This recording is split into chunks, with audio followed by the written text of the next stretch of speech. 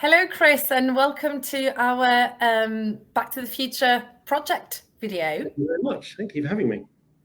So can you tell us a bit more about Birkett Long and what you guys do and how you help your clients?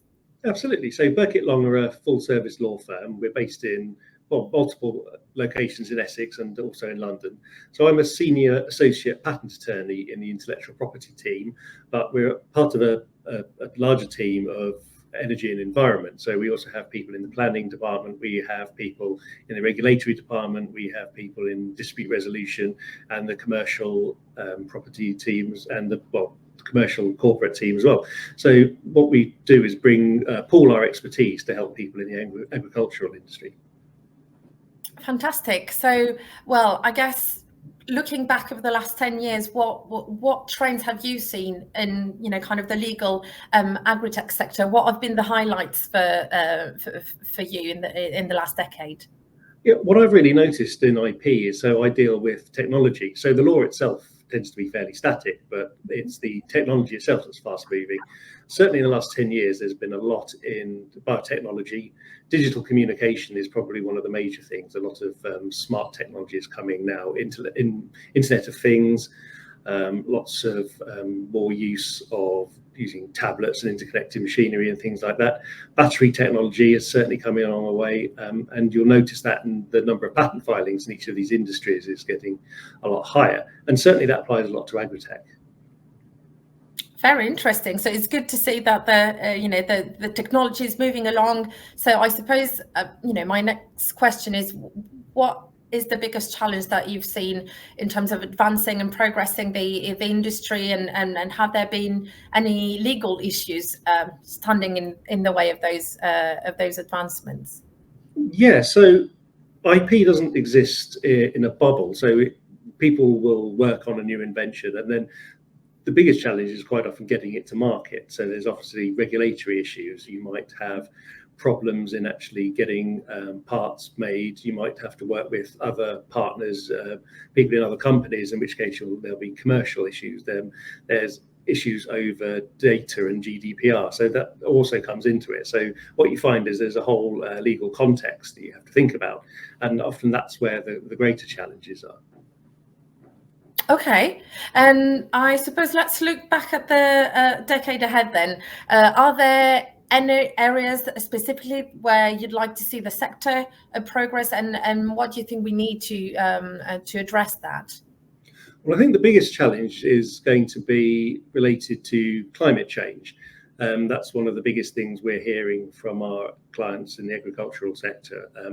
We've just had one of the wettest winters ever. We've got extremes of temperature, and there's geopolitical problems as well when we're talking about the war in Ukraine, where we had suddenly a massive spike in energy prices and availability. So certainly one of the things in the next 10 years is how are we going to be, or how our clients are going to be future-proofed against some of these more extremes. So they're looking at everything from developing green technology, renewable power, eco-fuels, energy storage, use of hydrogen, energy efficiency. So certainly from a technology point of view, there's lots of ways in which people in the agricultural sectors can adapt. Yeah, I suppose it's about building that resilience, isn't it? And being future-proof of whatever Absolutely. happens, and being prepared for those uncertainties and extremes.